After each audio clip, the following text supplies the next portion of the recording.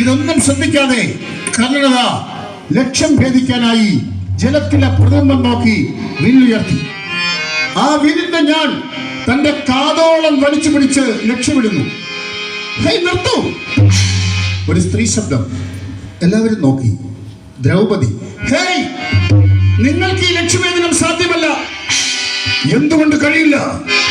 മുഖം ഉയർത്താതെ കർണൻ ചോദിച്ചു. എന്തുകൊണ്ടെന്നോ? താങ്കൾക്കിത് അറിയില്ലേ? അറിയില്ലെങ്കിൽ ഞാൻ പറയാം. ഞാനൊരു ക്ഷത്രിയ രാജകുമാരിയാണ്. താങ്കളോ ഒരു ശൂദ്ര തേരാളിയുടെ മകൻ, താണകുലത്തിൽ പിറന്നവൻ, താണജാതിക്കാരൻ. ധീരനായ താങ്കൾ ഒരുപക്ഷെ ഈ മത്സരത്തിൽ വിജയിക്കും. താങ്കൾ വിജയിച്ചാലും താണകുലത്തിൽ പിറന്ന താങ്കളുടെ ഭാര്യയാകാൻ ക്ഷത്രിയ രാജകുമാരിയായി എനിക്ക് മനസ്സില്ല. ശാപം പിടിച്ചിരുന്ന കണ്ണന്റെ കൈകൾ കോപം കൊണ്ട് വിറച്ചു. വലിച്ചു കെട്ടിയ ഞാനിലെ സൂര്യബാണം ഒരു പ്രതിച്ഛേദമെന്നോണം ആകാശത്തേക്ക് പാഞ്ഞുപോയി.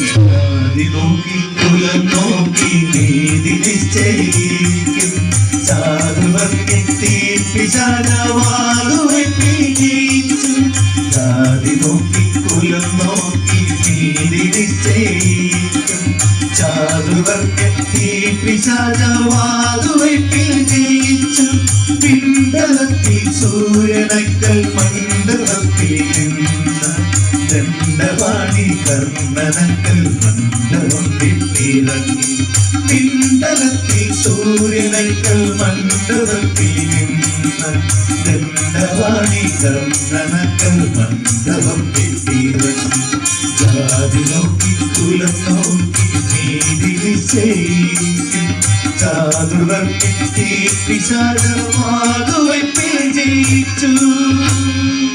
ഒരിക്കലും സംഭവിച്ചുകൂടാത്ത നിരവധി സംഭവങ്ങൾക്ക് തുടർന്നുള്ള ചില ദിവസങ്ങളിൽ കുരു രാജധാനി സാക്ഷ്യം വഹിച്ചു.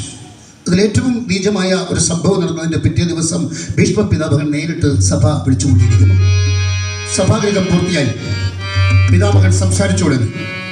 ബഹുമാന്യ സഭാവാസികളെ, നാം ഇരിക്കുന്ന ഈ സഭാഗൃഹം, നൂറുകണക്കിന് വർഷങ്ങളായി തല ഉയർത്തി നിൽക്കുന്ന ഈ സിംഹാസനം എത്രയെത്ര അപമാനകരമായ സംഭവങ്ങൾക്കാണ് സാക്ഷ്യം വഹിക്കുന്നത്. ഇന്നലെ ഈ സഭാഗൃഹത്തിൽ ദ്രൗപദിയുടെ നേരെ നടന്ന ക്രൂരത ഏത് പുരുഷാർത്ഥത്തിന്റെ പേരിലാണ്?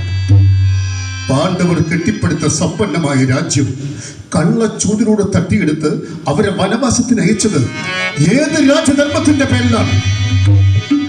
സഭാവാസികളുടെ മുഴുവൻ മനസ്സിലും തലേ ദിവസം ആ സഭയിൽ നടന്ന സംഭവങ്ങൾ ഒന്നൊന്നായി ഓടിയെത്തി. ചതിയനായ ശകുനി കള്ളച്ചൂത് കളിക്കുന്നു. പാണ്ഡവർ ഒന്നൊന്നായി പണയം വയ്ക്കപ്പെടുന്നു. ധർമ്മപുത്രനും ഭീമനും അർജുനനും നകുലനും സഹദേവനും അവരുടെ രാജ്യവും ഒടുവിൽ ദ്രൗപദിയും അതാ പണയത്തിലാകുന്നു.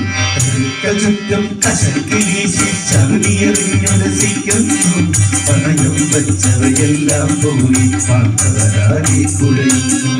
കരുക്ക ചുറ്റും കശക്കി വീശി ചകുനിയെറിഞ്ഞുരസിക്കുന്നു. പണയം വെച്ചവയെല്ലാം പോയി പാണ്ഡവരാടി കുഴയുന്നു. പണയത്തിലായ പാഞ്ചാലിയെ ദുശാസനൻ തലമുടിക്ക് ചുറ്റിപ്പിടിച്ച് ആ സഭയിലേക്ക് വലിച്ചു വെച്ചുകൊണ്ട് വരുന്നു. ദുശാസന, എന്നെ വിടാൻ, എനിക്ക് സഭയിൽ വരാൻ പാടില്ല. ദുശാസന! ദുശാസനന്റെ കരവലയത്തിൽ ദ്രൗപദി കഷ്ടം പിടയുന്നു.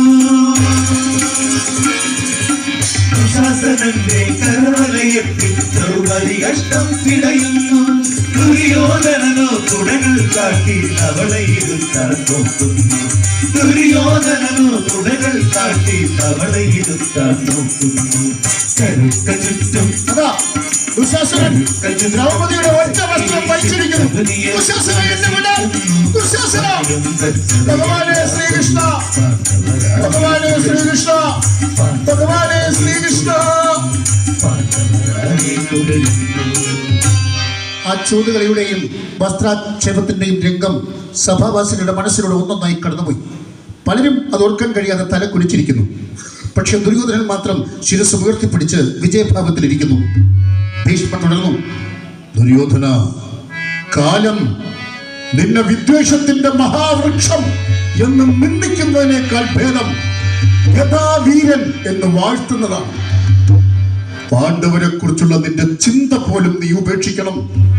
പാണ്ഡവരെ ജയിക്കാൻ നിനക്കാവില്ല. പാണ്ഡവരിൽ അർജുനൻ ഒരു മഹാരഥിയാണ്. അർജുനന് പകരമായി നീ കൂടെ കൊണ്ടു നടക്കുന്ന ഈ കർണന് ആ അർജുനന്റെ ഏഴയത്തെത്താൻ കഴിയില്ല. ഈ കർണൻ വെറും ഒരു അർത്ഥരഥി മാത്രമാണ്. ഇത് കേട്ടതും കർണൻ ചാടി എഴുന്നേറ്റു. പിതാമഹ, കർണൻ അർജുനന്റെ അടുത്തെത്താൻ കഴിയില്ല എന്ന് പറഞ്ഞ അങ്ങയ്ക്ക് അവസരം വരുമ്പോൾ ഈ കർണൻ കാണിച്ചു തരാം. അർജുനനാണോ കർണനാണോ മികച്ച യോദ്ധാവെന്ന്. ഭീഷ്മരുടെ മറുപടിക്ക് കാത്തു നിൽക്കാതെ പ്രതിഷേധ ഭാവത്തിൽ കർണൻ ആ സഭ വിട്ട് ഇറങ്ങിപ്പോയി. ഒരു തെളിഞ്ഞ പകൽ കണ്ടോ അംഗരാജ്യത്തിലെ കർണന്റെ കൊട്ടാരം. പതിവ് പോലെ സ്നാനവും അർഘ്യവും ഒക്കെ കഴിഞ്ഞ് കർണൻ ആ സഭാതലത്തിൽ എത്തിയിരിക്കുകയാണ്. ഇപ്പോൾ ഈ അംഗരാജ്യത്തിലേക്ക് ആര്യാവർത്തത്തിന്റെ വിവിധ പ്രദേശങ്ങളിൽ നിന്ന് ധാരാളം ആളുകൾ നേരം പുലരുമ്പോൾ തന്നെ വന്നുകൊണ്ടിരിക്കുകയാണ്. അതെന്താണ് ദാനശീലത്തിലുള്ള കർണന്റെ കീർത്തി എല്ലായിടത്തും എത്തിയിരിക്കുന്നു. ആരെന്ത് വന്ന് ചോദിച്ചാലും ചോദിക്കുന്നവർക്ക് അത് സന്തോഷത്തോടെ നൽകി അവരെ മടക്കി അയക്കുന്നു. അങ്ങനെ കർണൻ ദാനം നൽകിക്കൊണ്ട് നിൽക്കുമ്പോ ഒരു വൃദ്ധ ബ്രാഹ്മണൻ വേച്ച് കർണന്റെ അടുത്തേക്ക് വരുന്നു. തെരുതെരെ അടയുന്ന കണ്ണുകളും ഒട്ടിയ കവിളുകളും ഒക്കെയായി ദൈന്യത്തെ തോന്നിപ്പിക്കുന്ന ഒരു വൃദ്ധ രൂപം കർണന്റെ മുമ്പിലെത്തി. വിറയാർന്ന ശബ്ദത്തിൽ ആ ബ്രാഹ്മണൻ സംസാരിച്ചു തുടങ്ങി. കർണ, താങ്കളുടെ ദാനശീലത്തിന്റെ കീർത്തി ഈ ആര്യാവർത്തം മുഴുവൻ പരന്നിരിക്കുന്നു. ഈ സാധു ബ്രാഹ്മണന് കൂടി താങ്കളുടെ ദാനത്തിന്റെ ഒരംശം ലഭിക്കണം. അത് അപേക്ഷിക്കാൻ വന്നതാണ്. ചോദിച്ചോളൂ ബ്രഹ്മൻ, എന്ത് വേണം അങ്ങയ്ക്ക്? ധനം, ധേനു, വീട്, അശ്വം, അന്നം, വസ്ത്രം, എന്താണ് ഞാൻ നൽകേണ്ടത്? കണ്ണ, എനിക്കിതൊന്നും വേണ്ട. ദാനശീലത്തിന്റെ കീർത്തി പറഞ്ഞു പരത്തി വിളങ്ങും കർണ. ദാനശീലത്തിന്റെ കീർത്തി പറഞ്ഞു പരത്തി വിളങ്ങും കർണ. ചോദിച്ചോളൂ ബ്രഹ്മൻ. ദാനമായി കൊണ്ടനങ്ങൾ കവചവും ദാനവൃതം നീ ബ്രാഹ്മണ, ദാനമായി എന്താണ് ഈ ചോദിച്ചത്? എന്റെ കവചമുണ്ടല്ലോ. കർണന്റെ മനസ്സിലൂടെ ചില ചിന്തകൾ കടന്നുപോയി. അപ്പോൾ ഈ നിൽക്കുന്നത് വെറും ഒരു ബ്രാഹ്മണനല്ല.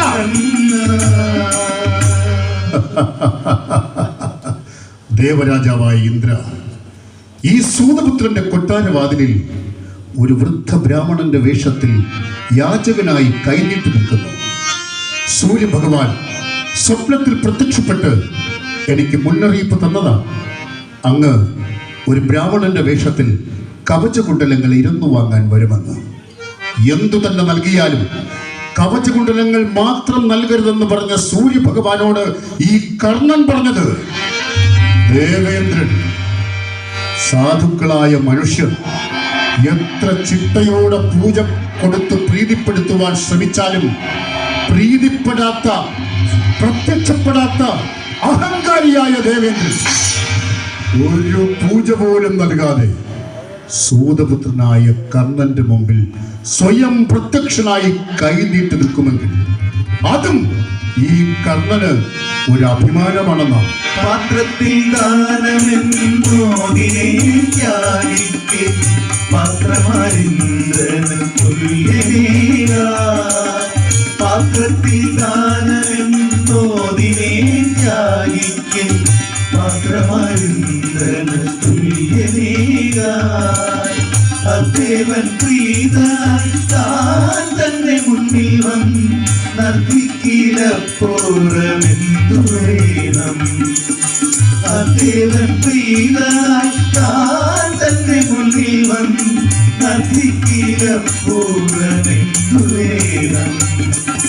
പാത്രത്തിൽ ദാനമെന്നോതിനെ ത്യാഗിക്കും പാത്രമാരിന്ദ്രന് തുല്യനേക.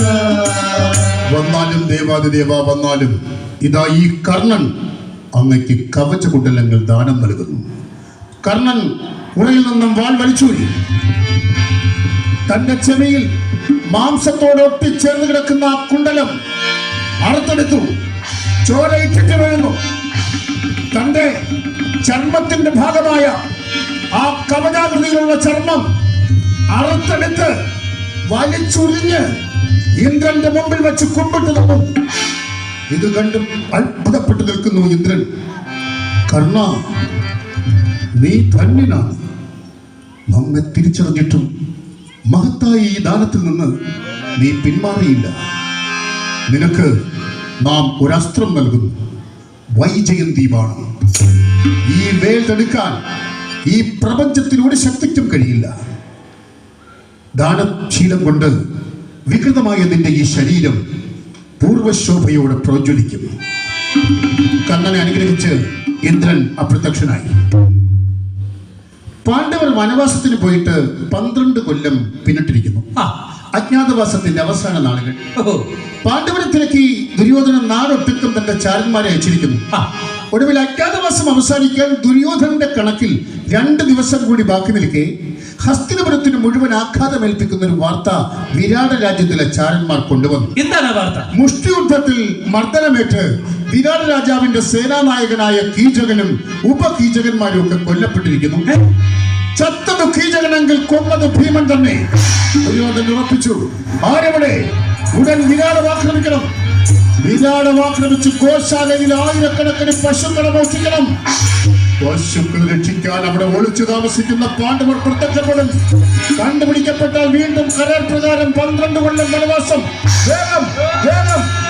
അത് അപ്രതീക്ഷിതമായ ഒരു വൻസൈന്യം വിരാടത്തിലെ ഗോശാലയിലേക്ക് ആക്രമിച്ചു കയറുന്നു. ഏറ്റവും മുമ്പിൽ കർണൻ, തൊട്ടുപുറകിൽ അശ്വത്ഥമാവ്, മറുവശത്ത് കൂടി ഭീഷ്മ പിതാമഹനും ദ്രോണരും. പെട്ടെന്ന് വിരാടസേന അവിടെ തുടങ്ങി വരുന്നു. കർണൻ നോക്കി. വിരാടസേനയ്ക്ക് മുമ്പിൽ നീല നിറത്തിലൊരു സാരഥി.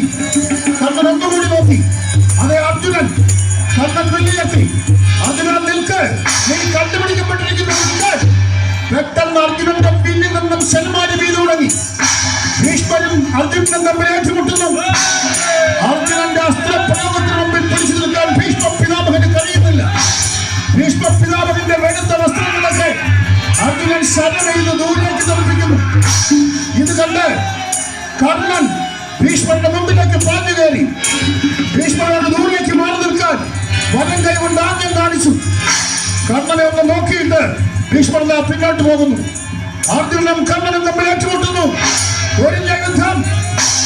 പാണ്ഡവ പടയാളികളും വിരാടനാട്ടിലെ പടയാളികളും ഒക്കെ ബോധരഹിതരായിത്തീരുന്നു. പക്ഷെ പെട്ടെന്ന് അത് അർജുനൻ സമ്മോഹനാസ്ത്രം പ്രയോഗിച്ചിരിക്കുന്നു. സമ്മോഹനാസ്ത്രം? അതെ, മൂർച്ഛിച്ചു വീഴാൻ തക്ക മാദക വായു പുറപ്പെടുവിക്കാൻ കഴിയുന്ന സമ്മോഹനാസ്ത്രം. അടുത്ത നിമിഷം കൗരവ പടയാളികളെല്ലാം ബോധമറ്റു. യുദ്ധത്തിന്റെ അടിയന്തര ഘട്ടങ്ങളിൽ മുന്നറിയിപ്പോടെ മാത്രം പ്രയോഗിക്കുന്ന സമ്മോഹനാസ്ത്രം കർണനുമായുള്ള യുദ്ധത്തിൽ കർണനെ ജയിക്കാൻ വേണ്ടി ഒരു മുന്നറിയിപ്പും കൂടാതെ അർജുനൻ പ്രയോഗിച്ചിരിക്കുന്നു. കർണനും ബോധമറ്റ് വീണു. ആരോ മുഖത്ത് വെള്ളം തെളിച്ചപ്പോൾ കർണൻ മോഹാലസ്യത്തിൽ നിന്ന് ഉണർന്നു. തന്നെ ഉറ്റുനോക്കിക്കൊണ്ട് ധാരാളം ആളുകൾ കൂടി നിൽക്കുന്നു. പക്ഷെ അതിന്റെ കൂട്ടത്തിൽ തന്റെ അനുജന്റെ മുഖം, ശോണന്റെ മുഖം കാണുന്നില്ല. എവിടെ ശോണൻ? എവിടെ? ആരും ഒന്നും മിണ്ടുന്നില്ല. കർണൻ ചാടി എഴുന്നേറ്റു. ചോദിച്ചത് കേട്ടില്ലേ? നമ്മുടെ അനുജൻ ശോണൻ എവിടെ? പെട്ടെന്ന് ദുര്യോധനൻ കർണന്റെ ചുമലിൽ പിടിച്ചു. കർണ, യുദ്ധത്തിൽ തേർത്തട്ടിൽ മോഹാലസ്യപ്പെട്ടു നിന്ന ശോണനെ ആ അർജുനൻ മനഃപൂർവ്വം വധിച്ചു. ശോണ, നമ്മുടെ സുഖദുഃഖങ്ങളിൽ നമ്മോടൊപ്പം ഉണ്ടായിരുന്ന നമ്മുടെ പ്രിയപ്പെട്ട അനുജ നിന്നെ രക്ഷിക്കാൻ ഭാഗ്യഹീനായി ഏട്ടന് കഴിഞ്ഞില്ലെന്നോ? കർണന്റെ കണ്ണുകൾ നിറഞ്ഞൊഴുകുന്നു. അല്പം കഴിഞ്ഞ് കർണൻ മുഖമുയർത്തി. ശോണ, ഇനി ഈ ഭൂമിയിൽ കർണനോ അർജുനനോ ആരെങ്കിലും ഒരാൾ മാത്രമേ ജീവിക്കൂ. ദുര്യോധന, പാണ്ഡവരുമായി പ്രത്യക്ഷ യുദ്ധത്തിന് ആഹ്വാനം ചെയ്യും. എല്ലാ രാജാക്കന്മാർക്കും സന്ദേശം അയക്കും. അതെ, അങ്ങനെ കുരു പാണ്ഡവ യുദ്ധം ആസന്നമായിരിക്കുന്നു. ഈ യുദ്ധം ഒഴിവാക്കാനുള്ള അവസാന ശ്രമം എന്ന നിലയിൽ സന്ധി സംഭാഷണത്തിനായി ഹസ്തിനപുരിയിലെത്തിയ ശ്രീകൃഷ്ണ ഭഗവാനെ ദുര്യോധനൻ അപമാനിച്ചിരിക്കുന്നു. പോകുന്നതിന് മുമ്പ് ഭഗവാൻ കണ്ണനെയും കൂട്ടിക്കൊണ്ടുപോയി. ഈ കഥയുടെ ആരംഭത്തിൽ നാം കണ്ട വിതുരരുടെ ആശ്രമത്തിന്റെ സമീപത്തുള്ള പന്തലി ചാൽമര ചുവട്ടിലിരുന്ന് കർണന്റെ ഇതുവരെയുള്ള കഥകൾ ശ്രീകൃഷ്ണ ഭഗവാൻ കർണനെ പറഞ്ഞു കേൾപ്പിക്കുകയാണ്. കർണ, നിനക്കിപ്പോൾ കാര്യങ്ങളെല്ലാം വ്യക്തമായിട്ടുണ്ടാകുമല്ലോ. നീ കൗരവപക്ഷത്ത് നിന്ന് പാണ്ഡവർക്കെതിരെ യുദ്ധം ചെയ്യാൻ പാടില്ല. നീ പാണ്ഡവപക്ഷത്തേക്ക് വരണം. നാം പറഞ്ഞാൽ അടുത്ത നിമിഷം നിന്റെ അനുജന്മാർ നിനക്ക് രാജ്യവും സിംഹാസനവും വിട്ടുതരും. കർണ, ഇന്നീ ഭൂമിയിൽ ജീവിച്ചിരിക്കുന്നവരിൽ ഏറ്റവും ശ്രേഷ്ഠൻ നീയാണ്. നിന്റെ മാതാവ് രാജമാതാവായ കുന്തിദേവി, നിന്റെ പിതാവ് ദേവന്മാർക്കും ദേവനായ പ്രത്യക്ഷ ദേവനായ ഈ ഭൂമിയുടെ പോലും കാന്തനായ കർമ്മസാക്ഷിയായ സാക്ഷാൽ സൂര്യഭഗവാൻ. കർണ, നീ സൂര്യപുത്രനാണ്, സൂര്യപുത്രൻ.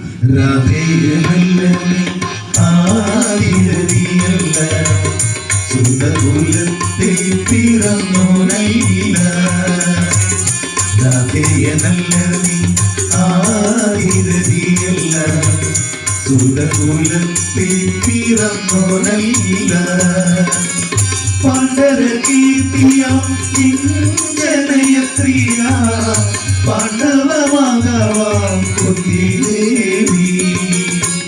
പണ്ഡര കീർത്തിയ ജനയത്രിയ പാണ്ഡവമാകവാം കുന്തിദേവി. രാധേയനല്ല നീ ആദിരതിയല്ല, സുരകുലത്തിൽ പിറന്നോനല്ല. കർണന്റെ ഇതുവരെയുള്ള ജീവിതം കർണന്റെ മനസ്സിലൂടെ ഒരു ചലനചിത്രം പോലെ കടന്നുപോയി. ശ്രീകൃഷ്ണ ഭഗവാൻ ഇപ്പോൾ പറഞ്ഞ കാര്യങ്ങൾ അതുമായി കൂട്ടിച്ചേർത്ത് കർണൻ ഒന്ന് വായിച്ചു നോക്കി. ശരിയായിരിക്കും, ഞാൻ കുന്തിദേവിയുടെയും സൂര്യഭഗവാന്റെയും പുത്രനായിരിക്കും. അതെ, ഞാൻ സൂര്യപുത്രനാണ്, സൂര്യപുത്രൻ.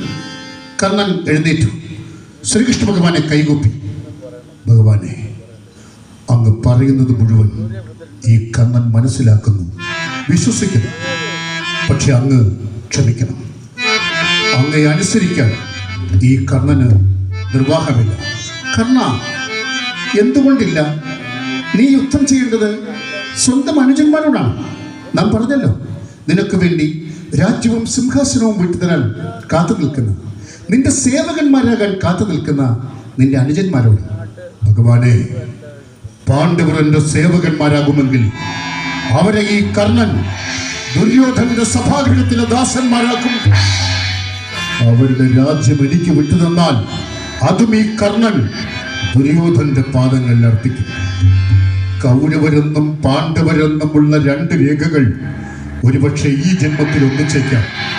പക്ഷെ ഭഗവാനെ, ഈ കർണൻ ആരാണോ എന്താണെന്നറിയാതെ, ഈ കർണന്റെ കുലമറിയാതെ, ഈ കർണന് വേണ്ടി ഒരു രാജ്യം തന്നെ വിട്ടു നൽകിയ ദുര്യോധനെയും കർണനെയും വേർപെടുത്താൻ അങ്ങയ്ക്കെന്നല്ല ആർക്കും കഴിയില്ല, ആർക്കും.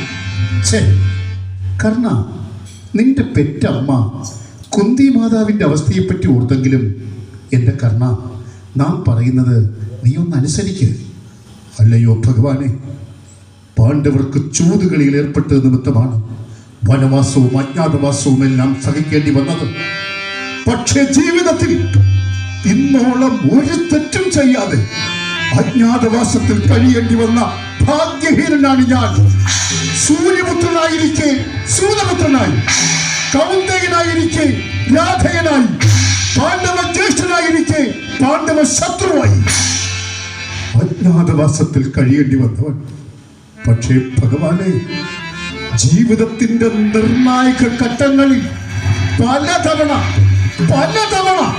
സൂതപുത്രൻ സൂതപുത്രൻ സൂതപുത്രൻ എന്ന് വിളിച്ച് ആട്ടിയോട്ടിക്കപ്പെട്ടപ്പോഴൊന്നും എന്റെ മാതൃത്വം സ്വയം പ്രഖ്യാപിച്ചുകൊണ്ട് ആ കുന്തി മാതാവ് വന്നതായി ഞാൻ കണ്ടില്ല. കണ്ണീരൊഴുക്കി ചോരയിൽ തീ പിടിച്ച അവസ്ഥയിൽ ഞാൻ ദഹിച്ചു നിൽക്കേ ആ അവസരങ്ങളിലൊന്നും എനിക്ക് വേണ്ടി ആ അമ്മയുടെ നാവ് ഒന്ന് ചലിച്ചില്ലല്ലോ ഭഗവാനെ. ധാരയായി അന്തർമുഖം ഒഴുകും കണ്ണീരന്റെ ചോരയിൽ തീ കത്തിച്ചു നീറിയ നീലകൊഴുകെ. ധാരയായി അന്തർമുഖം ഒഴുകും കണ്ണീരന്റെ ചോരയിൽ തീ കത്തിച്ചു നീറിയ നീലകൊഴുകെ. ഒരു ധർമ്മത്തിൽ നാവും എനിക്കായി വാദിച്ചില്ല, ഒരു നീതിയുമിട്ടു ദയ കാട്ടിയതുമില്ല. ഒരു ധർമ്മത്തിൽ നാവും എനിക്കായി വാദിച്ചില്ല, ഒരു നീതിയുമിട്ടു ദയ കാട്ടിയതുമില്ല. ധാരയായ അന്തർമുഖം ഒഴുകും കണ്ണീരന്റെ ചോരയിൽ തീ കത്തിച്ചു നീറിയ നീലകൊഴുകെ. പിന്നെ പാണ്ഡവരുടെ ആ സിംഹാസനത്തെ പറ്റി അങ്ങ് പറഞ്ഞല്ലോ ഭഗവാനെ. കേവലം ജനന പ്രഭാവം കൊണ്ട് ഏവനും നേടിയെടുക്കാൻ കഴിയുന്ന സിംഹാസനം, അധികാരം. ഒരു രാജാവിന്റെ മകനായൊന്ന് ജനിച്ചാൽ മതി. കഴിവ് കെട്ടവനാണെങ്കിൽ പോലും, ബുദ്ധിഹീനാണെങ്കിൽ പോലും പാരമ്പര്യമുറകനുസരിച്ച് അവന് രാജാവാകാം. ആ നിലയ്ക്കുള്ള സിംഹാസനം ഈ കർണന്റെ മുമ്പിൽ വിലകെട്ട ഒരു മൺകട്ട മാത്രമാണ്. അത് മിന്നില്ല. കേവലം യാദൃശ്ചിക ജനന പ്രഭാവത്താൽ അനായാസം ആകുന്ന സിംഹാസനം. കേവലം യാദൃശ്ചിക ജനന പ്രഭാവത്താൽ അനായാസം ആളുന്ന സിംഹാസനം. എത്രയും വിലകെട്ട മൺകട്ടയാണൻ കണ്ണിൽ മിന്നുകില്ല ദുർവീര പൗരുഷത്തിനു മുന്നിൽ. എത്രയും വിലകെട്ട മൺകട്ടയാണൻ കണ്ണിൽ മിന്നുകില്ല ദുർവീര പൗരുഷത്തിനു മുന്നിൽ. കേവലം യാദൃശ്ചിക ജനന പ്രഭാവത്താൽ അനായാസം ആളുന്ന സിംഹാസനം. കർണ, നാം പറയുന്നത് വേണ്ട ഭഗവാനെ, വേണ്ട. അങ്ങയെ ആവർത്തിച്ച് ധിക്കരിക്കാനുള്ള കരുത്ത് ഈ കർണനില്ല. അതുകൊണ്ട് അവസാനമായി ഈ കർണൻ അങ്ങയോട് അപേക്ഷിക്കുന്നു, അങ്ങ് മടങ്ങിപ്പോണം. എൻ്റെ ഈ ശരീരത്തിൽ ജീവന്റെ ഒരു കണകിയെങ്കിലും ശേഷിക്കുന്നുവെങ്കിൽ അപമാനത്തിൽ നിന്ന് എന്നെ രക്ഷിച്ച് ഒപ്പം ചേർത്ത് പിടിച്ച ദുര്യോധന് വേണ്ടി ഞാൻ പോരാടും. ഈ ശരീരം 100,000 ഖണ്ഡങ്ങളായി ഭൂമിയിൽ ചിതറി വീണാൽ ചോരയുടെ നിറം ചുവപ്പാണെങ്കിൽ അവയുടെ അവസാനത്തെ ഓരോ കണവും ദുര്യോധന് വേണ്ടിയുള്ള യുദ്ധത്തിൽ ആയുധങ്ങളായി തീരും. ഇത് സത്യം, സത്യം, സത്യം. എന്നുടെ 100,000 ഖണ്ഡങ്ങളായി മണ്ണിൽ ചിന്തി വീണാലും ചോര നിറം ചുവപ്പെങ്കിൽ. എന്നുടെ 100,000 ഖണ്ഡങ്ങളായി മണ്ണിൽ ചിന്തി വീണാലും ചോര നിറം ചുവപ്പെങ്കിൽ. അവതന്നോരോ ചേരും തരിയും സുയോധനൻ അവസാനത്തെ പോലും ആയുധങ്ങളായി തീരും. അവതന്നോരോ ചേരും തരിയും സുയോധനൻ അവസാനത്തെ പോലും ആയുധങ്ങളായി തീരും. എന്നുടെ 100,000 ഘടങ്ങളായി മണ്ണിൽ ചിന്തി വീണാലും ചോര നിറം ചുവപ്പെങ്കിൽ. അങ്ങനെ താൻ സൂര്യഭഗവാന്റെയും രാജമാതാവായ കുന്തിദേവിയുടെയും പുത്രനാണ് എന്നറിഞ്ഞിട്ടു. പാണ്ഡവർ സ്വന്തം അനുജന്മാരാണ് എന്നറിഞ്ഞിട്ടു. സാക്ഷാൽ ശ്രീകൃഷ്ണ ഭഗവാൻ പോലും നിർബന്ധിച്ചിട്ടും തന്റെ നിശ്ചയത്തിൽ നിന്ന് ഇളകില്ല എന്ന് കർണൻ ഉറപ്പിച്ചു പറഞ്ഞു. ഗ്രീഷ്മത്തിലെ ഒരു മധ്യാഹ്നം ശാന്തസുന്ദരമായി ഒഴുകുന്ന ഗംഗാ നദി. ആ ഗംഗയുടെ തീരത്ത് അല്പം ഗംഗയിലേക്ക് ഇറങ്ങി കൈക്കുമ്പിളിൽ ജലവും കോരി സൂര്യനെ ധ്യാനിച്ചു നിൽക്കുന്നു കർണൻ. ശ്രീകൃഷ്ണ ഭഗവാനിൽ നിന്നും തന്റെ പൂർവ്വകഥകളെല്ലാം അറിഞ്ഞിട്ടു. താൻ യുദ്ധം ചെയ്യേണ്ടത് സ്വന്തം അനുജന്മാരോടാണ് എന്ന ചിന്ത മനസ്സിനെ മഥിച്ചിട്ടും അതൊന്നും പുറത്തു കാണിക്കാതെ പതിവ് പോലെ സൂര്യവന്ദനത്തിലെത്തി സൂര്യഭഗവാനെ, അല്ല തൻ്റെ പിതാവിനെ ധ്യാനിച്ചു നിൽക്കുന്നു കർണൻ. സൂര്യഭഗവാനെ ധ്യാനിച്ചു നിൽക്കുന്ന കർണന്റെ അടുത്തേക്ക് അത് അകലെ നിന്ന് ആരോ നടന്നു വരുന്നു. ഉത്തരീയം കൊണ്ട് തലയും മുഖവും ഒക്കെ വല്ലാത്ത ഭാവത്തിൽ മറച്ച ഒരു സ്ത്രീ മെല്ലെ മെല്ലെ തന്നെ ആരും കാണുന്നില്ല എന്ന് നാലുപാടും ഒക്കെ നോക്കി ഉറപ്പുവരുത്തിക്കൊണ്ട് കർണന്റെ അടുത്തേക്ക് വരികയാണ്. കുന്തി മാതാവല്ലേ? അതെ, കുന്തി മാതാവ് തന്നെ. കുന്തി മാതാവ് കർണന്റെ അടുത്തെത്തി. സൂര്യഭഗവാനെ ധ്യാനിച്ചു നിൽക്കുന്ന കർണൻ തൻ്റെ അരികിൽ ഒരാൾ വന്നു നിൽക്കുന്നത് അറിയുന്നില്ല. കുന്തി കുറേ സമയം കർണനെ നോക്കി നിന്നു. പ്രസവിച്ച മാത്രയിൽ ഒരു തുള്ളി മുലപ്പാല് പോലും നൽകാതെ ഒരു പെട്ടിയിലാക്കി തോഴിയുടെ കയ്യിൽ കൊടുത്ത് നദിയിൽ ഒഴുക്കിക്കളഞ്ഞ തന്റെ പൊന്നോമന പുത്രൻ ഇന്ന് ഈ ആര്യാവർത്തം മുഴുവൻ ആരാധിക്കുന്ന വീരപുരുഷനായി സൂര്യഭഗവാൻ തന്റെ മുമ്പിൽ പ്രത്യക്ഷപ്പെട്ട അതേ രൂപലാവണ്യത്തോടെ ഇതാ നിൽക്കുന്നു. കുറേ സമയം കർണനെ നോക്കി നിന്നു കുട്ടി. എന്നിട്ട് മെല്ലെ വിളിച്ചു, മോനെ മോനെ കർണ.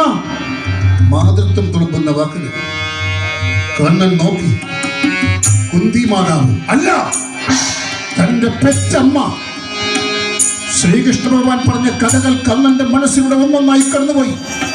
ഭോജപുരിയുടെ അന്തപുരം, അശ്വനദി, ചർമ്മനദി നദി, യമുനാ നദി, ഗംഗാ നദി, ചമ്പാപുരി, രാധയും അഭിനന്ദനും, ആയുധാഭ്യാസ കളരി, സ്വയംവര മണ്ഡപം. ജീവിതത്തിൽ താൻ ഇന്നോളം ഏറ്റുവാങ്ങേണ്ടി വന്ന അവഹേളനകൾക്ക് മുഴുവൻ കാരണക്കാരിയായ തന്റെ പെറ്റമ്മ ഇതാ മുമ്പിൽ നിൽക്കുന്നു. ഏത് വിധത്തിലാണ് ഇവരോട് പ്രതികരിക്കേണ്ടത്? ഉള്ളിൽ തിളച്ചു മറിയുന്ന വികാരങ്ങളെ എല്ലാം അടക്കിക്കൊണ്ട് കർണൻ പറഞ്ഞു, രാധമ്മയുടെയും അതിരഥതാതന്റെയും പുത്രനായ അംഗരാജനായ കർണന്റെ പ്രണാമം. എന്താണാവോ രാജമാതാവിന്റെ ആഗമനോദ്ദേശ്യം? കർണന്റെ ഈ വാക്കുകൾ ഉരുകിയ ലോഹം പോലെ കുന്തിയുടെ ചെവിയിൽ പതിച്ചു. എന്ത് പറയണമെന്നും എവിടെ തുടങ്ങണമെന്നും അറിയാതെ വിഷമിച്ചു നിൽക്കുന്നു കുന്തി.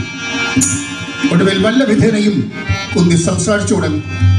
മോനെ കർണ, നീ കരുതും പോലെ നീ നീ രാധയുടെയും അതിരഥന്റെയും മകനല്ല. നിന്നെ മോനെ എന്ന് വിളിക്കാൻ പോലും അർഹതയില്ലാത്ത നിന്റെ പെറ്റമ്മ, പാപിയായ ഈ ഞാൻ. വേണ്ട വേണ്ട, കഥകൾ വിസ്തരിക്കണ്ട. ശ്രീകൃഷ്ണ ഭഗവാൻ എന്നോടെല്ലാം പറഞ്ഞു. ആത്മസംഘർഷത്തിന്റെ എരിതീയിൽ നിന്നും നീറിപ്പിടയുന്ന ഈ സൂതപുത്രനോട് അല്പമെങ്കിലും കഴിവുണ്ടെങ്കിൽ വന്ന കാര്യം വേഗം പറഞ്ഞു മടങ്ങിപ്പോയാലും. ഓനെ കർണ, ഉടനെ ആരംഭിക്കുന്ന യുദ്ധത്തിൽ നീ കൗരവപക്ഷത്ത് നിന്ന് പാണ്ഡവർക്കെതിരെ യുദ്ധം ചെയ്യാൻ പാടില്ല. നീ പാണ്ഡവരുടെ അടുത്തേക്ക്, നിന്റെ അർജുന്മാരുടെ അടുത്തേക്ക് മടങ്ങി വരണം. അവർക്കെതിരെ നീ യുദ്ധം ചെയ്യരുത്. ഓഹോ, ഇതാണ് ആവശ്യമെങ്കിൽ നിരാശയായി മടങ്ങേണ്ടി വരും. ഈ കർണന്റെ ശരീരത്തിൽ ജീവന്റെ ഒരു കണക്കെങ്കിലും ശേഷിക്കുന്നുവെങ്കിൽ അപമാനത്തിൽ നിന്ന് രക്ഷിച്ച ദുര്യോധനു വേണ്ടി ഈ കർണൻ പോരാടും. ശ്രീകൃഷ്ണ ഭഗവാനോട് പോലും ഈ കർണൻ ചെയ്ത പ്രതിജ്ഞയാണ്. ഓനെ കർണ, നീ അബദ്ധനാണ്. നിന്നെ ജയിക്കാൻ നിന്റെ അനുജന്മാർക്കാവില്ല. അത് ഈ അമ്മയ്ക്ക് മാത്രം അറിയാവുന്ന ഒരു ദേവരഹസ്യമാണ് മോനെ. നിന്നെ പരാജയപ്പെടുത്താൻ ആർക്കും ആവില്ല. അതുകൊണ്ട് എന്റെ പൊന്നു മോനെ, നിന്റെ കൈകൊണ്ട് നിന്റെ അനുജന്മാർ കൊല്ലപ്പെടരുത്. നീ നിന്റെ സ്വന്തം ചോരയെ വധിക്കരുത്. 10 മാസം നിന്നെ ചുമന്ന് പ്രസവിച്ച നിന്റെ അമ്മയുടെ ആദ്യത്തെയും അവസാനത്തെയും അപേക്ഷയാണ്. നിന്റെ കൈകൊണ്ട് നിന്റെ ഒരൊറ്റ അനുജന്മാരും കൊല്ലപ്പെടരുത്. ശരി, ഈ കർണൻ ഒരു വാക്ക് നൽകാം. യുദ്ധത്തിൽ അഹങ്കാരിയായ അർജുനനെ ഒഴികെ എന്റെ അനുജൻ ശോണൻ തീർത്ഥത്തിൽ മോഹാലസ്യപ്പെട്ടു വന്നപ്പോ നിഷ്കരുണം കൊന്നുകളഞ്ഞ ആ അർജുനനെ ഒഴികെ മറ്റാരെയും 100 അവസരം കിട്ടിയാലും ഈ കർണൻ ഒന്നും ചെയ്യില്ല. ഒന്നുകിൽ അർജുനൻ അല്ലെങ്കിൽ കർണൻ. യുദ്ധം അവസാനിക്കുമ്പോ പറയാൻ 5 മക്കൾ ബാക്കിയുണ്ടാവും.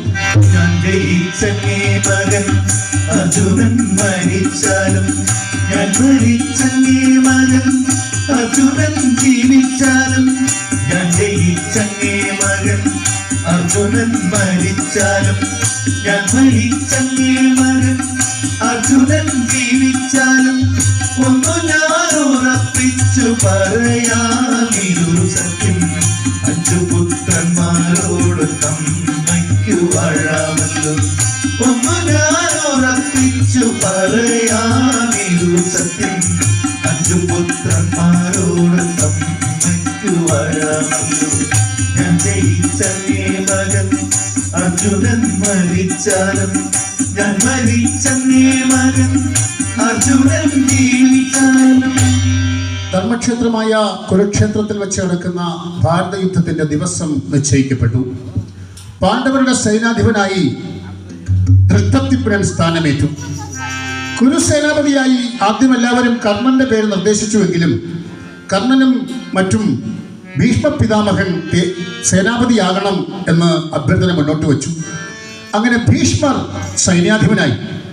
പക്ഷെ സൈന്യത്തെ വിന്യസിക്കുന്ന ചർച്ച വന്നപ്പോ ഭീഷ്മർ പഴയതുപോലെ കർണനെ അർത്ഥരഥി എന്ന് വിളിച്ച് മനഃപൂർവ്വം അവഹേളിച്ചു. ഇതിൽ മനം കൊണ്ട കർണൻ ഭീഷ്മർ ആയുധവുമേന്തി യുദ്ധഭൂമിയിൽ നിൽക്കുന്നിടത്തോളം കാലം താൻ യുദ്ധഭൂമിയിലേക്ക് പ്രവേശിക്കില്ല, ആയുധം കൈകൊണ്ട് പോലും തൊടില്ല എന്ന ഉഗ്ര പ്രതിജ്ഞ എടുത്തു.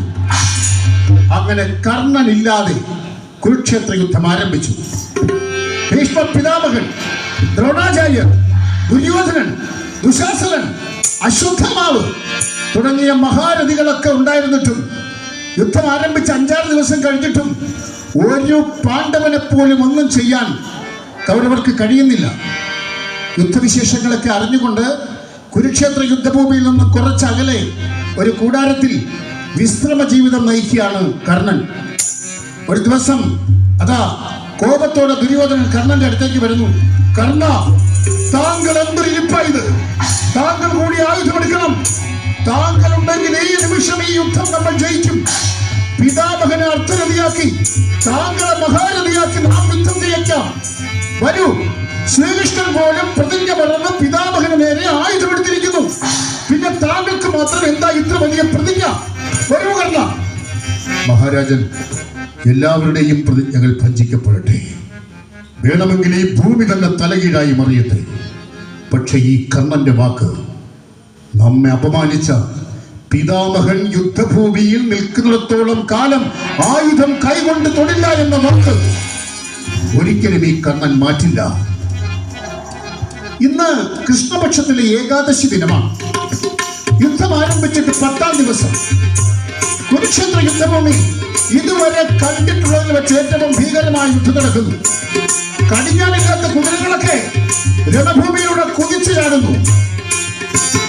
കുതിച്ചു ചാടുന്ന കുതിരകളുടെ കുളപടിയേറ്റ് പൊടിഞ്ഞു മണ്ഡലം. കുതിച്ചു ചാടുന്ന കുതിരകളുടെ കുളപടിയേറ്റ് പൊടിഞ്ഞു മണ്ഡലം. പൊടിയും തേരുള്ളൊലിയും വരികൾ പൊടിയും മറകലർഗജങ്ങളും. പൊടിയും തേരുള്ളൊലിയും വരികൾ പൊടിയും മറകലർഗജങ്ങളും. കുടുകുടെ നില വിളിച്ച് കാരണം കുടതഴകളും കൊടിമരങ്ങളും. കുടുകുടെ നില വിളിച്ച് കാരണം കുടതഴകളും കൊടിമരങ്ങളും. പരന്ന പൂക്കളും നിറഞ്ഞു പമ്പടം നിരനിരകുരം പൊടുന്നു. പരന്ന പൂക്കളും നിറഞ്ഞു പമ്പടം നിരനിരകുരം പൊടുന്നു.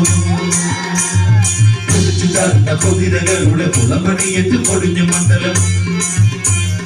കുതിച്ചു ചാടുന്ന കുതിരകളുടെ കുളമ്പടിയേറ്റ് പൊടിഞ്ഞു മണ്ഡലം. സമയം സന്ധ്യയായി. സൂര്യൻ അസ്തമിക്കുന്നു. ശ്രീകൃഷ്ണ ഭഗവാന്റെ പാഞ്ചജന്യം മുഴങ്ങി. 10-ാം ദിവസത്തെ യുദ്ധം അവസാനിക്കുന്നു. പെട്ടെന്ന് യുദ്ധഭൂമിയിൽ നിന്നൊരു പടയാളി കർണനും ദുര്യോധനും ഇരിക്കുന്ന പടപ്പാളയത്തിലേക്ക് ഓടി വരുന്നു. മഹാരാജൻ, മഹാരാജൻ, പിതാമഹൻ നിലം പതിച്ചു മഹാരാജൻ. കർണനും ദുര്യോധനും ചാടി എഴുന്നേറ്റു. അതേ മഹാരാജൻ. ശണ്ഠനായ ശിഖണ്ഡിയെ മുൻനിർത്തി ആ അർജുനൻ പിതാമഹന് നേരെ 100 കണക്കിന് അസ്ത്രങ്ങൾ എയ്തു. അതെല്ലാം സ്വയം മാറിലേറ്റു.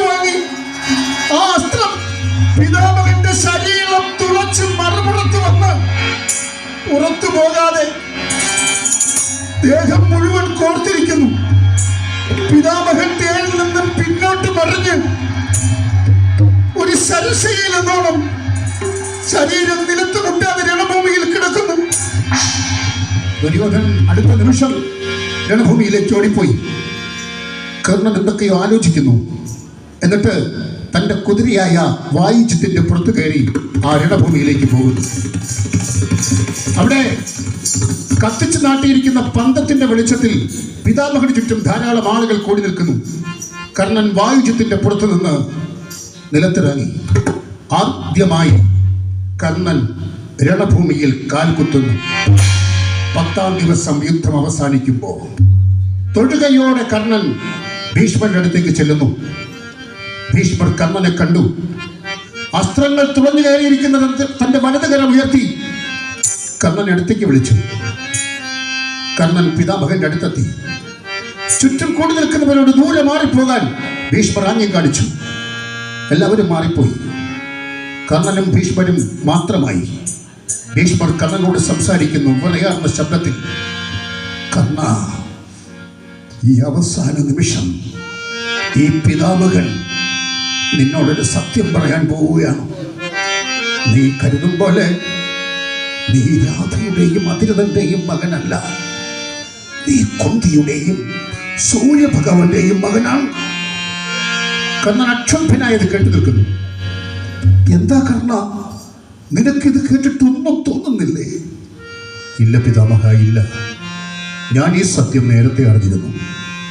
ശ്രീകൃഷ്ണ ഭഗവാനിൽ നിന്ന്, പിന്നെ എൻ്റെ പെറ്റമ്മയിൽ.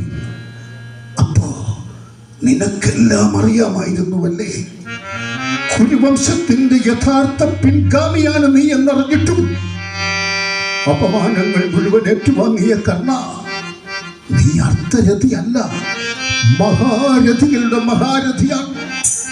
നീ അറിയാതെ നിന്റെ അനുജന്മാരുമായി യുദ്ധം ചെയ്യാൻ ഇടവരരുതെന്ന് കരുതിയാണ് അവസരം കിട്ടുമ്പോഴൊക്കെ മനഃപൂർവ്വം ഈ പിതാമഹൻ നിന്നെ അപമാനിച്ചത്.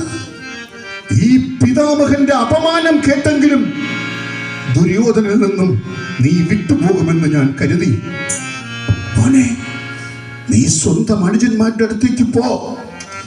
ആയിരക്കണക്കിന് യോദ്ധാക്കളുടെ ജീവനെടുക്കുന്ന ഈ യുദ്ധം അല്ല, ഈ ഭ്രാന്ത് അതിവിടെ അവസാനിക്കട്ടെ. ക്ഷമിച്ചാലും പിതാമഹ, ക്ഷമിച്ചാലും. ദുര്യോധനു വേണ്ടി മാറ്റിവെക്കപ്പെട്ടതാണ് ഈ ജീവിതം. മോഹത്തിൻ്റെയും പ്രലോഭനത്തിൻ്റെയും മഹായുദ്ധഭൂമിയിലേക്ക് അങ്ങ് ഈ കർണന്റെ മനസ്സിനെ വലിച്ചിടിക്കാതിരുന്നാലും, അങ്ങയ്ക്ക് കഴിയുമെങ്കിൽ ഈ കർണനെ അനുഗ്രഹിച്ചാലും. ഓനെ കർണ, നീ ധന്യനാണ്. സാക്ഷാൽ ശ്രീകൃഷ്ണനെ പോലെ തേജസ്സുള്ളവനുമാണ്. പോയി ക്ഷത്രിയനായി സേനയെ നയിക്കും. ഈ പിതാമഹന്റെ അനുഗ്രഹം എന്നും നിന്നോടൊപ്പം ഉണ്ടാകും. കർണൻ ഭീഷ്മ പിതാമഹനെ താണു തൊഴുതു. 2 തുള്ളി കണ്ണീർ പിതാമഹന്റെ കൽക്കൽ വീണു. ഇന്ന് കുരുക്ഷേത്ര യുദ്ധത്തിന്റെ 11ാം ദിനം. ദ്രോണരായി കുരു സൈന്യാധിപൻ. ദ്രോണർക്കൊപ്പമതാ യുദ്ധഭൂമിയിൽ വന്നിരിക്കുന്നു കർണൻ, വില്ലാളി വീരനായ കർണൻ. കർണന്റെ സാന്നിധ്യം കൗരവ പടയാളികൾക്ക് ഒരു ആവേശം പകരുന്നു. ആ യുദ്ധം ആരംഭിച്ചു. കർണന്റെ ആയുധ പ്രയോഗത്തിന് മുമ്പിൽ പാണ്ഡവ പട ചിതറിത്തെറിക്കുന്നു. കർണനെ ഒന്നും ചെയ്യാൻ കഴിയുന്നില്ല ആർക്കും. 12ാം ദിവസവും 13ാം ദിവസവും 14ാം ദിവസവും കർണൻ ഇടുക്കി പോലെ പാണ്ഡവർക്ക് നാശം വരുത്തി വയ്ക്കുന്നു. ധർമ്മപുത്രന്റെയും ഭീമന്റെയും നകുലന്റെയും സഹദേവന്റെയും ഒക്കെ കഴുത്തിൽ പലതവണ കർണൻ വാളുകൊണ്ട് മുട്ടിച്ചിട്ട് ജീവദാനം നൽകി മടക്കിയിരിക്കുന്നു. കർണനെ എന്തെങ്കിലും ചെയ്തു തീരും. പല തന്ത്രങ്ങളും പാണ്ഡവർ ആലോചിക്കുന്നു. ഇന്ന് യുദ്ധം ആരംഭിച്ചിട്ട് 17ാം ദിനം. മകരമത്സ്യത്തിന്റെ ആകൃതിയിൽ വിന്യസിച്ച വൻപടയുമായി, ഗാന്ധീവം എന്ന വില്ലുമായി ശ്രീകൃഷ്ണ ഭഗവാൻ തെളിക്കുന്ന രഥത്തിൽ അതാ യുദ്ധഭൂമിയിൽ കർണനെ നേരിടാൻ കുതിച്ചെത്തുന്നു അർജുനൻ. അർദ്ധചന്ദ്രാകൃതിയിൽ വിന്യസിച്ച പടയുമായി, കാലപൃഷ്ഠപഥ വിജയം എന്ന പേരുള്ള വില്ലുമായി, ശങ്കർ തെളിക്കുന്ന തേരിൽ അർജുനനെ നേരിടാൻ വരുന്നു കർണൻ. രണ്ടുപേരും പരസ്പരം കണ്ടു കഴിഞ്ഞു. ആ യുദ്ധം ആരംഭിച്ചു. കൈവേഗത്തിൽ, ദിവ്യാസ്ത്ര പ്രയോഗത്തിൽ അല്ല കർണൻ, അതോ വീട്ടുപറിച്ചില്? അല്ല കർണൻ. ഒരിഞ്ഞ യുദ്ധം. അർജുനന്റെ ആഗ്നേയാസ്ത്രത്തെ കർണന്റെ വരുണാസ്ത്രം ഭസ്മീകരിക്കുന്നു. അർജുനന്റെ പർവ്വതാസ്ത്രത്തെ കർണന്റെ വജ്രാസ്ത്രം നിർവീര്യമാക്കുന്നു. ദിവ്യാസ്ത്രങ്ങൾ ഒന്നൊന്നായി പ്രയോഗിക്കുന്നു. പക്ഷെ പെട്ടെന്ന് കൗരവ പടയ്ക്ക് ക്ഷീണം. ഇത് കണ്ട കർണൻ തീവ്ര വിനാശകാരിയായ നാഗാസ്ത്രം കയ്യിലെടുത്തു. അർജുനന്റെ കണ്ണുകൾ ലക്ഷ്യമാക്കി കർണൻ അസ്ത്രം തൊടുത്തു. ഇത് കണ്ട് ശല്യൻ പറഞ്ഞു, കർണ, അർജുനന്റെ കണ്ണുകൾ ലക്ഷ്യമാക്കി നീ അസ്ത്രം തൊടുത്താൽ അത് ലക്ഷ്യം കാണില്ല. അർജുനന്റെ തേരാളി ഭഗവാൻ ശ്രീകൃഷ്ണനാണ്. അതുകൊണ്ട് അത് അർജുനന്റെ കഴുത്തോ നെഞ്ചോ ലക്ഷ്യമാക്കി തൊടുക്ക്. ഇല്ല, ഒരിക്കൽ തൊടുത്ത ബാണം ഈ കർണൻ വീണ്ടും തിരികെ തൊടുക്കില്ല. എത്ര വലിയ വില നൽകേണ്ടി വന്നാലും വേണ്ടില്ല. കർണന്റെ പിന്നിൽ നിന്ന് നാഗാസ്ത്രം ചീറിപ്പാഞ്ഞു. അർജുനന്റെ കണ്ണ് ലക്ഷ്യമാക്കി അസ്ത്രം പാഞ്ഞു വരുന്നു. ഇത് കണ്ട് ശ്രീകൃഷ്ണ ഭഗവാൻ തന്റെ രഥത്തിൽ നിന്ന് എഴുന്നേറ്റു.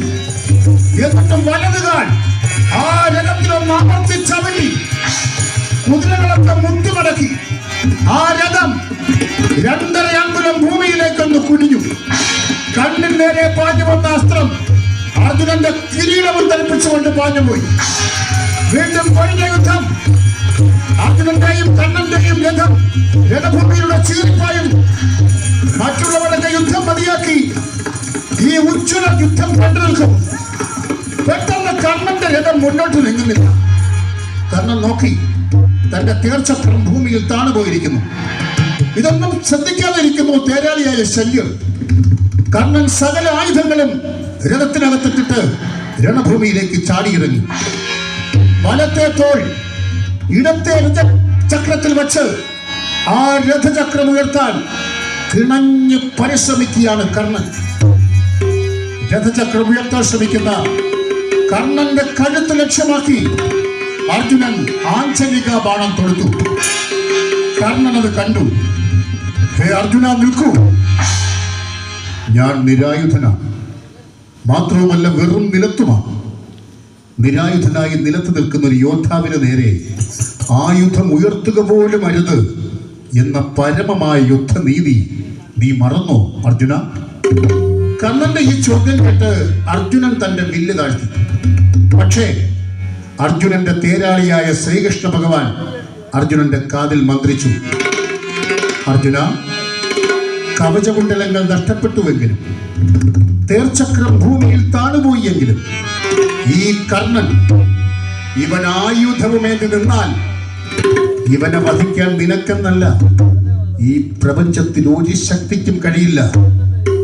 അതിവൻ നേടിയ വരമാണ്. ഇതിവന്റെ വിധിയാണ്. അപൂർവത്തിൽ അപൂർവമായി അനുനിമിഷം അവശേഷിക്കുന്ന വിധി. വേഗം അസ്ത്രമയ്യൽ. അവൻ ആയുധമെടുക്കും മുമ്പ് അസ്ത്രമയച്ചു. അർജുന, ലക്ഷ്യമാണ് മുഖ്യം. അസ്ത്രമയക്ക്. അതാ അർജുനന്റെ മേലിൽ നിന്ന് ആഞ്ചലിക ബാണം ചീറിപ്പാഞ്ഞു. നിരായുധനായി തേർച്ചക്രം ഉയർത്താൻ ശ്രമിക്കുന്ന കർണന്റെ കണ്ഠനാളത്തിലേക്ക് ആ ബാണം തുളഞ്ഞു കയറി. ഇടം കൈ കൊണ്ട് ആ ബാണത്തിൽ മുറുകെ പിടിച്ച് വലം കൈ കൊണ്ട് തന്റെ തേരിന്റെ അരക്കാടിൽ പിടിച്ച് മെല്ലെ കർണൻ എഴുന്നേൽക്കുന്നു. ശ്രീകൃഷ്ണ ഭഗവാനോട് എന്തോ പറയാൻ കൈ ഉയർത്തുന്നു. എന്നിട്ടൊന്നും മിണ്ടാതെ അർത്ഥഗർഭമായി ഒന്ന് ചിരിച്ച് 3 അടി പുറകോട്ട് നടന്ന് ചോരയും ചെളിയും കൂടി കുഴഞ്ഞു കിടക്കുന്ന കുരുക്ഷേത്ര യുദ്ധഭൂമിയിൽ തന്റെ തേർച്ചക്രത്തിനരികിൽ വേച്ച് വലം കൈ കുത്തി മലർന്നു വീഴുന്നു സദ്ഗുണ സമ്പന്നനായ അംഗരാജനായ കുന്തിസ്ഥനായ ഭാർഗവ ശിഷ്യനായ കർണൻ. സദ്ഗുണ സമ്പന്നനായ മഹാരഥൻ, ത്രൈലോക്യവന്ദ്യാർഹനായ കുന്തിസുതൻ. സദ്ഗുണ സമ്പന്നനായ മഹാരഥൻ, ത്രൈലോക്യവന്ദ്യാർഹനായ കുന്തിസുതൻ. ദാനധർമ്മിഷ്ഠൻ ഔദാര്യ സദാചാര സ്നേഹ സൗഹാർദ്ദ നിലവായവൻ ദാനധർമ്മിഷ്ഠൻ ഔദാര്യ സദാചാര സ്നേഹ സൗഹാർദ്ദ നിലവായവൻ സോദര സ്നേഹിതൻ മാതൃപിതൃഭക്തൻ ബോധവാൻ ഭാർഗവ ശിഷ്യൻ വിനയവാൻ സോദര സ്നേഹിതൻ മാതൃപിതൃഭക്തൻ ബോധവാൻ ഭാർഗവ ശിഷ്യൻ വിനയവാൻ വീണു കിടപ്പു ധരണിയിൽ ചൂഴുന്ന ചൂഴിനവാരിൽ മുങ്ങി മുങ്ങി വീണു കിടപ്പു ധരണിയിൽ ചൂഴുന്ന ചൂഴിനവാരിൽ മുങ്ങി മുങ്ങി ചൂഴിനവാരിൽ മുങ്ങി മുങ്ങി. അതാ മഹാശ്മശാനം പോലെ പരന്നു കിടക്കുന്നു കുരുക്ഷേത്ര യുദ്ധഭൂമി. 10,000-കണക്കിന് യോദ്ധാക്കൾക്ക് ജീവൻ നഷ്ടപ്പെട്ട ആ യുദ്ധത്തിന്റെ ഭീകരത മുഴുവൻ ആവാഹിച്ചെടുത്ത് ഭീഭത്സമായ കാഴ്ചകളുമായി ആ രണഭൂമി പരന്നു കിടക്കുന്നു. ആ ശവശരീരങ്ങൾക്കിടയിൽ പൂർണ്ണമായും ജീവൻ നഷ്ടപ്പെട്ടിട്ടില്ലാത്തത് 100-കണക്കിന് യോദ്ധാക്കൾ പ്രാണവേദനയോടെ ഞരങ്ങുന്നു. കൈകൾ നഷ്ടപ്പെട്ടവർ, കാലുകൾ ഛേദിക്കപ്പെട്ടവർ, മാറിലേറ്റ ശരം വലിച്ചെടുക്കാൻ കഴിയാതെ ദയനീയമായി വിലപിക്കുന്നവർ. അങ്ങനെ മാനസം കല്ലുകൊണ്ടുള്ള മാനവർക്കല്ലാതെ മറ്റാർക്കും കണ്ടു നിൽക്കാൻ കഴിയാത്ത ദയനീയമായ രംഗങ്ങൾ. അതാ ആ യുദ്ധഭൂമിയുടെ ഭയാനകതയിലൂടെ ഒരു വൃദ്ധ ബ്രാഹ്മണൻ വേച്ച് നടന്നു വരുന്നു. ഈ യുദ്ധഭൂമിയിൽ ദാനശീലരാരെങ്കിലും ജീവിച്ചിരിപ്പുണ്ടോ?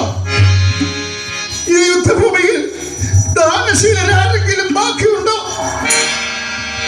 യുദ്ധത്തിൽ കൊല്ലപ്പെട്ട തന്റെ പുത്രന്റെ അന്ത്യസംസ്കാരത്തിന് നിവൃത്തിയില്ലാതെ കരഞ്ഞു നടക്കുകയാണ് ആ സാധു ബ്രാഹ്മണൻ.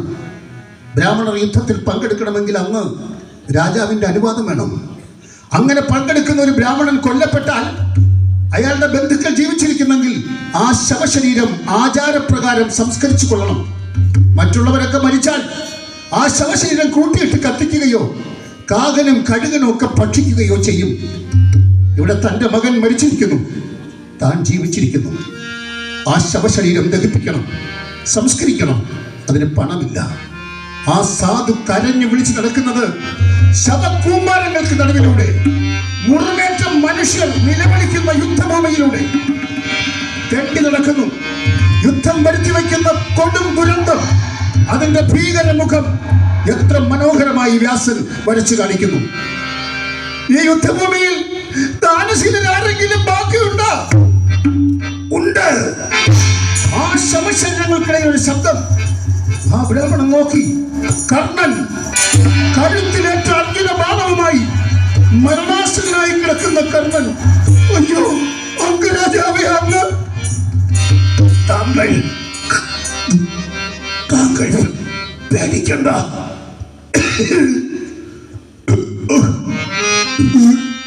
താങ്കളുടെ മകന്റെ അന്ത്യസംസ്കാരത്തിന് അവസാന ദാനം നൽകാൻ ഈ കർണന്റെ ശരീരത്തിൽ അല്പം ജീവൻ ബാക്കിയുണ്ട്.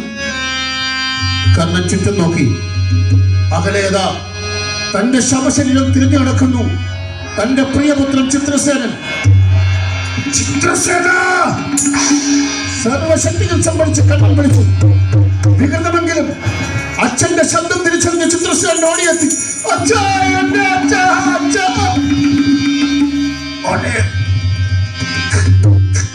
കരയാനുള്ള സന്ദർഭമല്ല. നീ അച്ഛന് വേണ്ടി ഒരു കാര്യം ചെയ്യണം. എന്താണ് അച്ഛാ? ഈ മകൻ എന്താണ് അച്ഛാ ചെയ്യേണ്ടത്? പറയൂ. മോനെ, അച്ഛന് കവചകുണ്ടലങ്ങൾ കൂടാതെ വായിൽ ദൈവദത്തമായി 2 സ്വർണം, പല്ലുകളുടെ ആകൃതിയിൽ 2 സ്വർണ്ണമുണ്ട്. അതടിച്ചിറക്കി നീ ഈ ബ്രാഹ്മണന് നൽകണം. അച്ഛ, എന്തൊക്കെയാണ് അച്ഛ ഈ പറയുന്നത്? മരണവേദന കൊണ്ട് പിടയുന്ന അച്ഛന്റെ വായിലെ പല്ലിളക്കാനും എനിക്ക് വയ്യ അച്ഛ, എനിക്ക് വയ്യ. മോനെ, നീ തളരാൻ പാടില്ല. നീ കർണന്റെ മകനാണ്. പ്രതിസന്ധികളുടെ വേലിയേറ്റങ്ങളെ അതിജീവിച്ച കർണന്റെ മകൻ തളരാൻ പാടില്ല. വാ, അവസാനകാലം നൽകാൻ നീ അച്ഛനെ സഹായിക്കില്ല. അച്ഛന് വേണ്ടി ഈ മകൻ മരിക്കും. പക്ഷേ ജീവിതത്തിൽ ഇന്നോളം വേദനകൾ മാത്രം അനുഭവിച്ച എന്റെ അച്ഛനെ മരണസമയത്ത് കൂടുതൽ വേദനിപ്പിക്കാൻ എനിക്ക് വയ്യ അച്ഛ, എനിക്ക് വയ്യ വയ്യ വയ്യ. ചിത്രസേന കുരുസേനാപതിയുടെ ആജ്ഞയാണ്. വേഗം വേഗം വേഗം, സമയം വൈകുന്നു മോനി, വേഗം വേഗം. ചിത്രസേന തേച്ചു വെച്ചൊരു കരിങ്കൽ കഷ്ണം കയ്യിലെടുത്തു. കർണന്റെ മാത്രം പല്ലുകളുടെ ആകൃതിയിൽ ആ സ്വർണം കണ്ടു. കരിങ്കല്ല് കൊണ്ട് ചിത്രസേന അടിച്ചിളക്കി. കർണന്റെ കവളും വായും ഒക്കെ മുറിയുന്നു. ആ പല്ലിളകി കർണന്റെ വായ്ക്കുള്ളിൽ വീണു. ചോര പുരണ്ട കരിങ്കൽ കഷ്ണം ചിത്രസേന ദൂരേക്ക് വലിച്ചെറിഞ്ഞു. തന്റെ ഇരുവിരലുകൾ അച്ഛന്റെ വായ്ക്കുള്ളിലേക്ക് കടത്തി. ആ സ്വർണ്ണ പല്ലുകൾ ചിത്രസേനൻ വലിച്ചെടുക്കുന്നു. കർണന്റെ വായിൽ നിന്ന് കട്ടിച്ചോരയും മുറിഞ്ഞ മാംസം തൊട്ട് നൂല് പോലെ വലിഞ്ഞു വരുന്നു.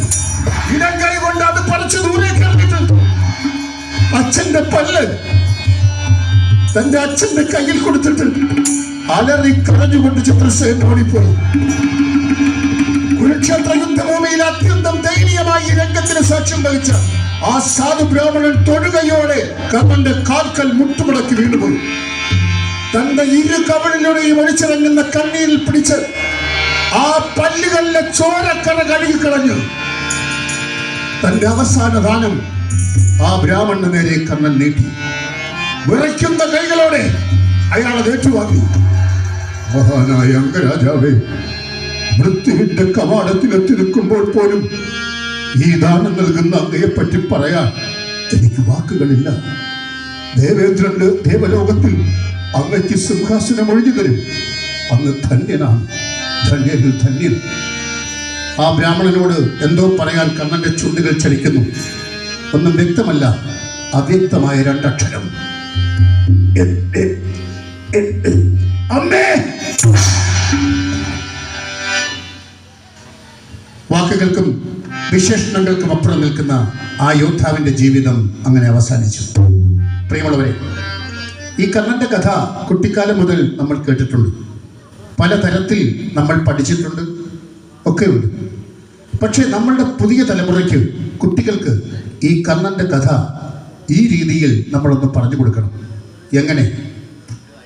സാക്ഷാൽ ശ്രീകൃഷ്ണ ഭഗവാൻ ഒരു കയ്യിൽ പാണ്ഡവരുടെ ജ്യേഷ്ഠൻ എന്ന പദവിയും മറുകൈയിൽ ഭാരതത്തിന്റെ അധികാര പദവിയും വച്ച് നീട്ടിയിട്ടും എനിക്കിതൊന്നും വേണ്ട, എന്റെ സുഹൃത്തിനുള്ള വിശ്വാസമാണ്, സൗഹൃദമാണ് ഏറ്റവും വലുതെന്ന് പറയുന്ന കർണനെ സൗഹൃദത്തിന്റെ മാതൃകയായി നമ്മൾ പുനർവായിക്കുന്നു. ഒരു പാത്രത്തിൽ ഊണ് കഴിക്കുന്ന, ഒരു പായയിൽ കിടന്നുറങ്ങുന്ന ആത്മാർത്ഥ സുഹൃത്തിനെ പോലും സ്വാർത്ഥ താല്പര്യത്തിന് വേണ്ടി തള്ളിപ്പറയാനോ വലിച്ചെറിയാനോ വേണമെങ്കിൽ കൊന്നൊടുക്കാനോ മടിക്കാത്ത ആധുനിക രാക്ഷസീയ സ്വഭാവമുള്ള മനുഷ്യർ പെരുകിക്കൊണ്ടിരിക്കുന്ന ഈ കാലത്ത് സ്വന്തം സുഹൃത്തിനു വേണ്ടി കിട്ടിയ അധികാരമെല്ലാം ഉപേക്ഷിച്ച് സ്വന്തം ജീവൻ ത്യജിച്ച ഈ കർണന്റെ കഥ സൗഹൃദത്തിന്റെ മാതൃകയായി നമ്മൾ പഠിക്കണം, വായിക്കണം, പഠിപ്പിക്കണം. വരൂ, മാനവ സ്നേഹത്തിന്റെ മഹോന്നത ഗാനം പാടാം. മനുഷ്യരക്തം കുടിക്കുന്ന അറുകല പിശാചുകളെ ആടിയോടിക്കാം. വരൂ. ഒരു കുരുക്ഷേത്രമാണ് ഇന്ത്യ, തമ്മിൽ കുരുതി ചെയ്യുമോ സഹജാതരത്നം. ഒരു കുരുക്ഷേത്രമാണ് ഇന്ത്യ, തമ്മിൽ കുരുതി ചെയ്യുമോ സഹജാതരത്നം.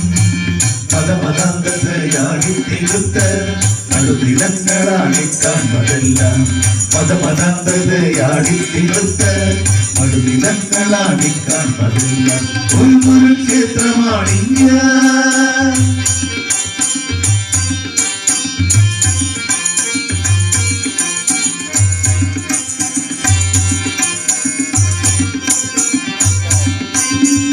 ഇവിടെ സ്വന്തം ചരിത്ര പെരുമ ചൊല്ലി വലിപ്പം നടിപ്പൂ ഇവിടെ നിൽപ്പു നാം സ്വന്തം ചരിത്ര പെരുമ ചൊല്ലി വലിപ്പം നടിപ്പൂ ഇവിടെ നിൽപ്പു നാം സോദരന്മാരെ കുരുതി ചെയ്യാൻ കൊലവിളിയോടെ ഇവിടെ നിൽപ്പു നാം സോദരന്മാരെ കുരുതി ചെയ്യാൻ കൊലവിളിയോടെ ഒരു കുരുക്ഷേത്രമാണ് ഇന്ത്യ.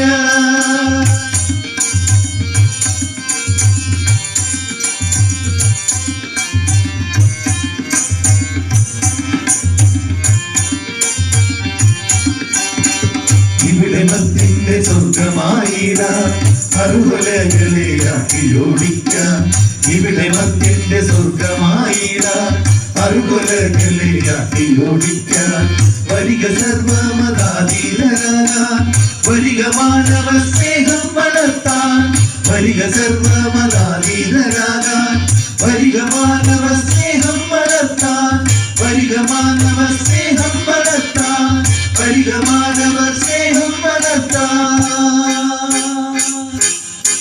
പരിപാവനമായ ഈ ക്ഷേത്ര സന്നിധിയിൽ ഞങ്ങൾക്കൊരു കഥ അവതരിപ്പിക്കുവാൻ അവസരം നൽകിയതിന് ഈ ക്ഷേത്രത്തിലെ ഭാരവാഹികളോട് ഞങ്ങൾക്കുള്ള നന്ദി അറിയിക്കുന്നു. വിശിഷ്യ എന്നീ കഥ ഇവിടെ സമർപ്പിച്ച പ്രിയ സുഹൃത്ത് ശ്രീ മധുസൂദനക്കുറുപ്പ് ശ്രീകണ്ഠവിലാസം തോട്ടയ്ക്ക ഇദ്ദേഹത്തിനും കുടുംബാംഗങ്ങൾക്കും ഞങ്ങളുടെ ആത്മാർത്ഥമായ നന്ദി. ശബ്ദം നൽകിയ പത്തുവിള്ള